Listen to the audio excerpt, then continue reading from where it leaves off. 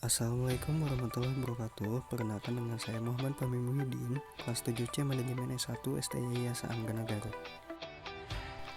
Di sini saya akan menjelaskan mengenai kepemimpinan dalam kelompok yang terdiri dari fungsi kepemimpinan dalam kelompok dan juga gaya kepemimpinan dalam kelompok. Yang pertama, fungsi kepemimpinan. Terdapat berbagai fungsi menurut Began, Heston, dan McCloskey yang diantaranya yang pertama, fungsi inisiasi. Seorang pemimpin perlu mengambil prakarsa untuk menciptakan gagasan-gagasan baru, namun sebaliknya, tugas pemimpin juga memberikan mengarahkan ataupun menolak gagasan-gagasan dari anggota kelompoknya yang dinilai tidak layak. Yang kedua, ada keanggotaan. Salah satu bagian dari perilaku seseorang pimpinan adalah memastikan bahwa dirinya juga merupakan anggota kelompok.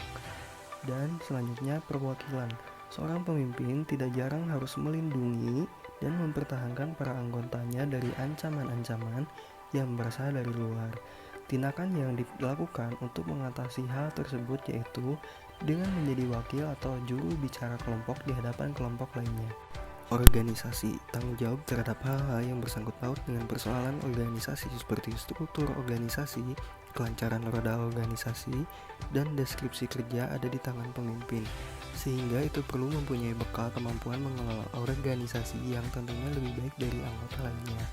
Lalu integrasi, seorang pemimpin perlu mempunyai kemampuan untuk memecahkan atau mengelola dengan baik konflik yang ada dan muncul di kelompoknya. Untuk yang kedua ada gaya kepemimpinan. Yang pertama ada kepemimpinan otoriter.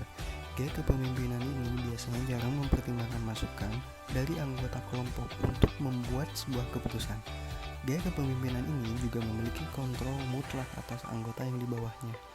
Selanjutnya ada kepemimpinan birokratik. Kepemimpinan ini didefinisikan sebagai suatu proses mempengaruhi para pegawai untuk menyelesaikan suatu pekerjaan dan mengarahkan organisasi agar lebih kompak dan kondusif dengan cara menerapkan konsep, nilai, etika, karakter, pengetahuan, dan keterampilan melalui kewenangan yang dimilikinya. Selanjutnya, kepemimpinan diplomatik. Kesabaran dan kepasipan merupakan kelemahan pemimpin dengan gaya diplomatis ini. Umumnya, pemimpin ini sangat sabar dan sanggup menerima tekanan, namun kesabaran ini bisa sangat keterlaluan. Selanjutnya, kepemimpinan demokratik. Pemimpin dalam gaya demokratik ini melibatkan semua anggota tim untuk mencapai tujuan bersama. Selanjutnya, untuk kepemimpinan laissez-faire.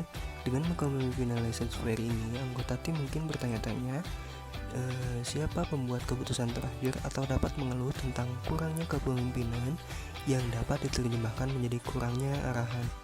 Selanjutnya di sini ada komunikasi kelompok dalam perspektif teoritis. Yang pertama ada teori perbandingan sosial, yaitu tindak komunikasi dalam kelompok berlangsung karena adanya kebutuhan-kebutuhan dari individu untuk membandingkan sikap, pendapat, dan kemampuannya dengan individu-individu lainnya.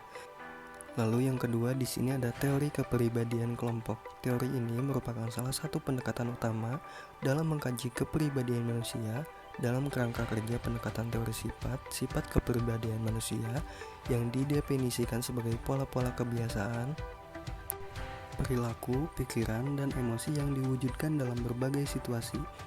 Selanjutnya yang ketiga ada teori percakapan sosial. Teori ini sangat berkaitan dengan produktivitas kelompok atau upaya-upaya untuk mencapainya melalui pemeriksaan masukan dari anggota, variabel-variabel yang perantara dan keluaran dari kelompok. Selanjutnya ada teori pertukaran sosial.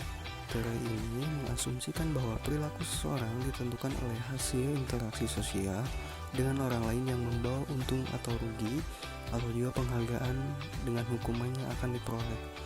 Lalu, teori sosiometrik. Sosiometrik ini merupakan sebuah konsep psikologis yang mengacu pada pendekatan metodologis dan teoritis terhadap kelompok.